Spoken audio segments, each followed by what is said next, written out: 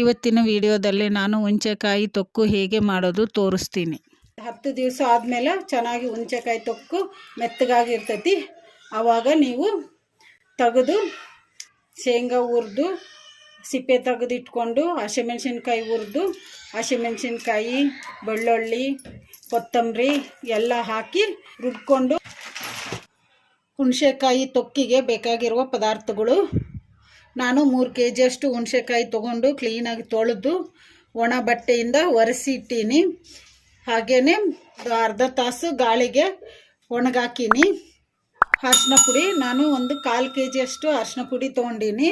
3 kg ಹುಣಸೆಕಾಯಿಗೆ 1/4 kg ಅರಿಶಿನ ಪುಡಿ ಹಾಕ್ಕೋಬೇಕು. ಮೆಂತ್ಯಕಾಳು ನಾನು 1/4 kg ಅಷ್ಟು ಮೆಂತ್ಯಕಾಳು ತೊಗೊಂಡೀನಿ. 3 kg ಹುಣಸೆಕಾಯಿಗೆ 1/4 kg ಮೆಂತ್ಯಕಾಳು ಹಾಕಬೇಕು. ಮೆಂತ್ಯಕಾಳನ್ನು ಮಿಕ್ಸಿ ಮಾಡ್ಕೋಬೇಕು ಚೆನ್ನಾಗಿ ಪೌಡ್ರ್ ಥರ. ಉಪ್ಪು ನಾನು ಕಲ್ಲುಪ್ಪು ತೊಗೊಂಡೀನಿ. 3 kg ಹುಣಸೆಕಾಯಿಗೆ 1 kg ಕಲ್ಲುಪ್ಪು ಹಾಕ್ಕೋಬೇಕು. ಮೆಂತ್ಯಕಾಳನ್ನು ಮಿಕ್ಸಿ ಮಾಡ್ಕೊಂಬಿಡೋಣ.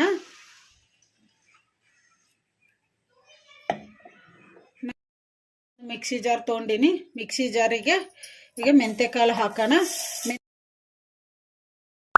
ಮೆಂತ್ಯಕಾಳನ್ನು 1-2 ತಾಸಷ್ಟು ಬಿಸಿಲಿಗೆ ಒಣಗಿಸಿಡ್ಬೇಕು. ಆಮೇಲೆ ಮಿಕ್ಸಿ ಮಾಡ್ಕೋಬೇಕು. ಮಿಕ್ಸಿ ಮಾಡಿಬಿಡೋಣ. ಮೆಂತ್ಯಕಾಳನ್ನು ಮಿಕ್ಸಿ ಮಾಡ್ಕೊಂಡಿವಲ್ಲ, ಮಿಕ್ಸಿ ಜಾರ್ ಮುಚ್ಚಳ ತೆಗೆದು ನೋಡೋಣ. ಈ ಥರ ಮೆತ್ತಗೆ ಪೌಡ್ರ್ ಥರ ಮಾಡ್ಕೋಬೇಕು. ಇದನ್ನು ಒಂದು ಸೈಡಿಗೆ ಇಟ್ಬಿಡೋಣ. ಹುಣಸೆಕಾಯಿಗೆ ಈ ಥರ ತುಂಬಿರೋದನ್ನೆಲ್ಲ ತೆಗೆದಿಡಬೇಕು. ಈ ಥರ ಎಲ್ಲ ಹುಣಸೆಕಾಯಿಯನ್ನು ತೆಗಿಬೇಕು. ಈ ಥರ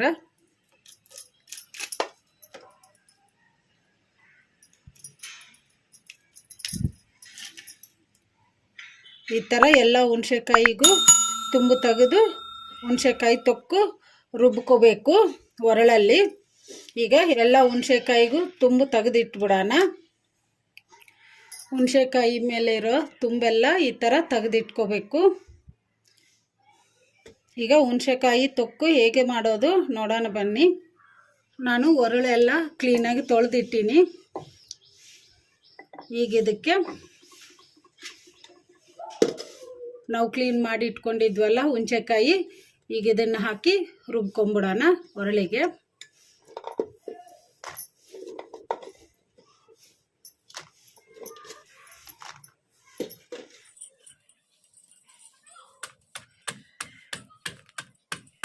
ಈ ಥರ ಒಣಕೆಯಿಂದ ಕುಟ್ಟಿ ರುಬ್ಕೋಬೇಕು ಕಲ್ಲಿಂದ.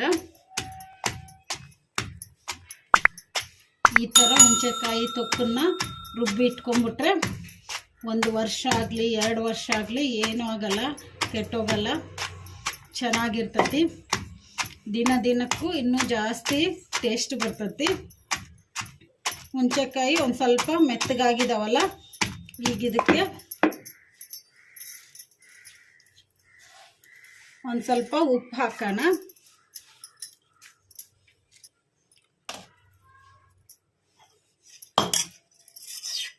ನಾವು ಮಿಕ್ಸಿ ಮಾಡಿ ಇಟ್ಕೊಂಡಿದ್ವಲ್ಲ ಮೆಂತ್ಯ ಪುಡಿ, ಈಗ ಇದನ್ನು ಹಾಕೋಣ. ಒಂದು ಸ್ವಲ್ಪ ಅರಿಶಿನ ಪುಡಿ ಹಾಕೋಣ. ಈ ಥರ ಸ್ವಲ್ಪ ಮೆಂತ್ಯ ಪುಡಿ, ಉಪ್ಪು, ಅರಿಶಿನ ಪುಡಿ ಎಲ್ಲ ಹಾಕಿ ಕುಟ್ಟಬೇಕು. ಉಪ್ಪು, ಅರಿಶಿನ ಪುಡಿ, ಮೆಂತ್ಯ ಪುಡಿ ಹಾಕಿದ ಮೇಲೆ ಒಂದು ಸ್ವಲ್ಪ ಕುಟ್ಟಿದ್ದೀವಲ್ಲ ಒಣಕೆಯಿಂದ, ಈಗ ಇದನ್ನು ತೆಗೆದು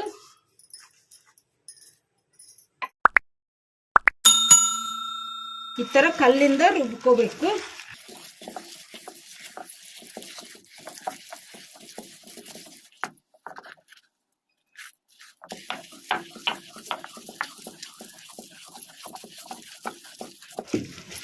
ಕಲ್ಲಿಂದ ರುಬ್ಬಿದ ಮೇಲೆ ಚೆನ್ನಾಗಿ ಮೆತ್ತಗಾಗಿದೆ ಅಲ್ಲ, ಈ ಥರ ಮೆತ್ತಗಿರ್ಬೇಕು.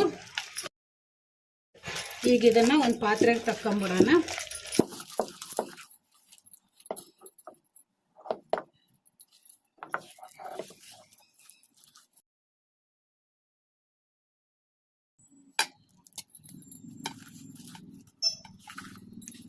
ಈ ಥರ ಇನ್ನು ಎಲ್ಲ ಹುಣಸೆಕಾಯಿನ ಇದೇ ಥರ ರುಬ್ಬಿಟ್ಕೊಂಬಿಡೋಣ. ಎಲ್ಲ ಹುಣಸೆಕಾಯಿನ ಈ ಥರ ರುಬ್ಕೊಂಡಿವಲ್ಲ, ಈಗ ರೆಡಿಯಾಗಿದೆ ಹುಣಸೆಕಾಯಿ ತೊಕ್ಕು. ಈ ಹುಣಸೆಕಾಯಿ ತೊಕ್ಕನ್ನು ಒಂದು ಪ್ಲಾಸ್ಟಿಕ್ ಡಬ್ಬೆಯಲ್ಲಿ ತುಂಬಿಟ್ಬಿಡೋಣ ನಾವು. ನೀವು ಬೇಕಂದರೆ ಪ್ಲಾಸ್ಟಿಕ್ ಡಬ್ಬೆಯಲ್ಲಾದರೂ ತುಂಬಿಡ್ಬೋದು, ಇಲ್ಲಾಂದರೆ ಮಣ್ಣಿನ ಗಡಿಗೆಯಲ್ಲಾದರೂ ತುಂಬಿಡ್ಬೋದು, ಚೆನ್ನಾಗಿರ್ತತಿ. ಈಗ ನಾವು ಪ್ಲಾಸ್ಟಿಕ್ ಡಬ್ಬೆಯಲ್ಲಿ ತುಂಬಿಟ್ಬಿಡೋಣ ಹುಣಸೆಕಾಯಿ ತೊಕ್ಕನ್ನು.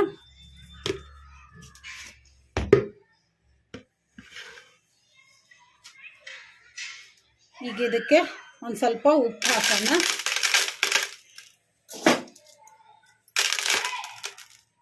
ಒಂದು ಸ್ವಲ್ಪ ಅರಿಶಿನ ಪುಡಿ ಹಾಕೋಣ. ಒಂದು ಸ್ವಲ್ಪ ಮೆಂತ್ಯ ಪುಡಿ ಹಾಕೋಣ.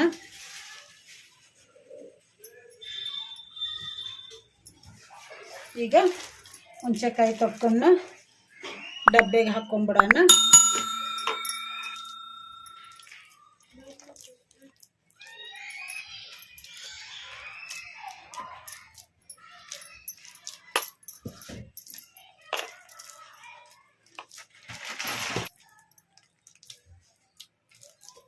ಎಲ್ಲ ಹುಣಸೆಕಾಯಿ ತೊಕ್ಕನ್ನ ಡಬ್ಬೆಗೆ ಹಾಕಿಟ್ಕೊಂಡಿವಲ್ಲ, ಈಗ ಇದನ್ನು ಈ ಥರ ಚೆನ್ನಾಗಿ ಲೆವೆಲ್ಲಾಗಿ ಮಾಡ್ಕೊಂಬಿಡೋಣ.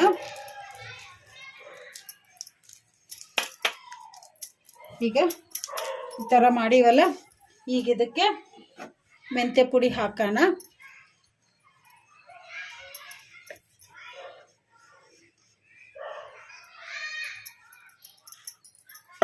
ಮೆಂತ್ಯ ಪುಡಿ ಹಾಕಿದ್ದೀವಲ್ಲ, ಈಗ ಇದಕ್ಕೆ ಅರಿಶಿನ ಪುಡಿ ಹಾಕೋಣ.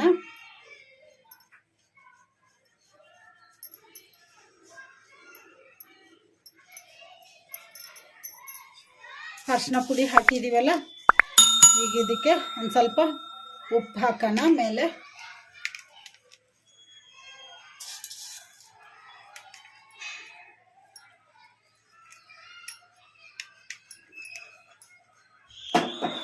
ಉಪ್ಪು ಹಾಕಿದ್ದೀವಲ್ಲ,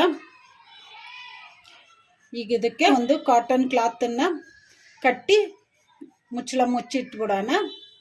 ಈ ಥರ ಕಟ್ಟಿ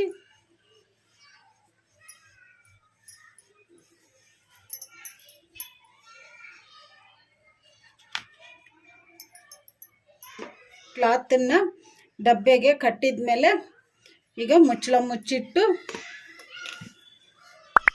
ಒಂದು 10 ದಿವಸ ಆದರೂ ಕೂಡ ಇದನ್ನು ತೆಗಿಬಾರ್ದು. 10 ದಿವಸ ಆದಮೇಲೆ ಚೆನ್ನಾಗಿ ಹುಣಸೆಕಾಯಿ ತೊಕ್ಕು ಮೆತ್ತಗಾಗಿರ್ತೈತಿ. ಆವಾಗ ನೀವು ತೆಗೆದು ಶೇಂಗಾ ಹುರಿದು ಸಿಪ್ಪೆ ತೆಗೆದಿಟ್ಕೊಂಡು ಹಸಿಮೆಣ್ಸಿನ್ಕಾಯಿ ಹುರಿದು ಹಸಿಮೆಣ್ಸಿನ್ಕಾಯಿ, ಬೆಳ್ಳುಳ್ಳಿ, ಕೊತ್ತಂಬರಿ ಎಲ್ಲ ಹಾಕಿ ರುಬ್ಕೊಂಡು ಅನ್ನದ ಜೊತೆಗೆ ತಿಂದರೆ ಟೇಸ್ಟು ಸೂಪರಾಗಿರ್ತೈತಿ. ನೀವು ಟ್ರೈ ಮಾಡಿ. ಈಗ ಇದನ್ನು ಒಂದು 10 ದಿವಸ ಹಾಗೆ ಮುಚ್ಚಿಟ್ಬಿಡೋಣ. ಇದು ಹೋದ ವರ್ಷದ ಹುಣಸೆಕಾಯಿ ತೊಕ್ಕು ಈ ಥರ ಆಗ್ತೈತಿ ಮೆತ್ತಗ.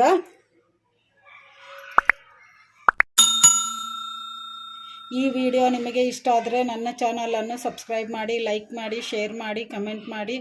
ಸಬ್ಸ್ಕ್ರೈಬ್ ಬಟನ್ ಪಕ್ಕ ಬೆಲ್ ಬಟನ್ ಇರುತ್ತೆ, ಅದನ್ನು ಪ್ರೆಸ್ ಮಾಡಿ. ನಾನು ಯಾವುದೇ ಒಂದು ಕುಕ್ಕಿಂಗ್ ಹೊಸ ವಿಡಿಯೋ ಮಾಡಿದರೂ ನಿಮಗೆ ನೋಟಿಫಿಕೇಷನ್ ಬರುತ್ತೆ. Thank you for watching.